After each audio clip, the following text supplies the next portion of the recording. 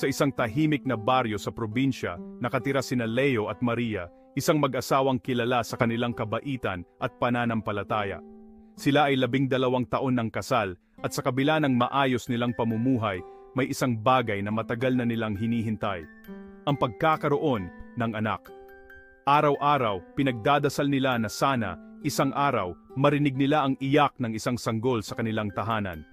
Ngunit taon ang lumipas, at sa bawat negatibong resulta ng pregnancy test, napupuno ng luha at pangamba ang puso ni Maria. Siguro hindi talaga para sa atin, bulong niya minsan habang nakatanaw sa ulap. Ngunit si Leo, kahit nasasaktan din, ay laging nagsasabing, "Mahal, huwag kang mawawalan ng pag-asa. Baka hindi pa ngayon, pero darating din yan sa tamang panahon." Isang araw, nakasalubong nila ang isang matandang kapitbahay na herbalist. Sabi nito, "Anak, subukan ninyo ang dahon ng bayabas. Hindi lang yan pampaligo o panghugas. Maganda rin yan para sa kalusugan ng babae at lalaki." Naging interesado si Maria. Bawat umaga, pinapakuluan niya ang 5 hanggang 7 dahon ng bayabas sa 2 tasang tubig at iniinom ito habang mainit. Hindi bilang milagrosong gamot, kundi bilang simbolo ng pag-asa.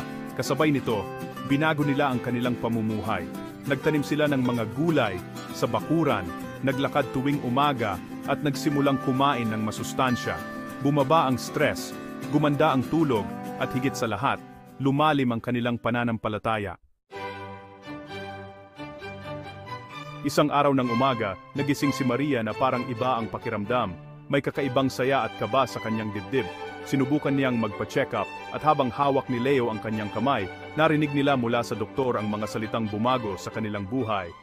"Congratulations! Buntis ka!" Humagulgol si Maria sa tuwa.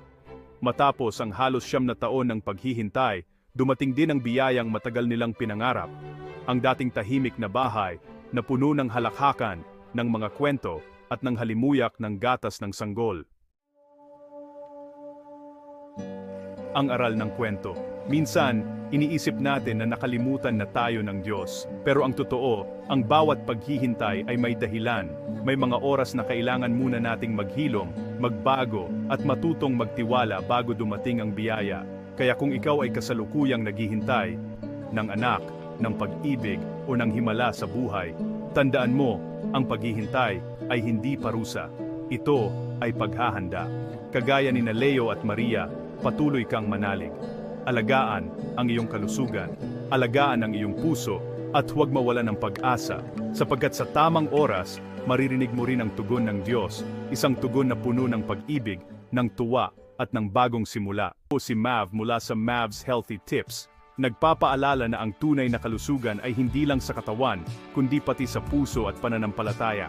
Huwag kalimutang i-like, mag-comment, at mag-subscribe para sa mas maraming kwentong nagbibigay inspirasyon at kalusugan.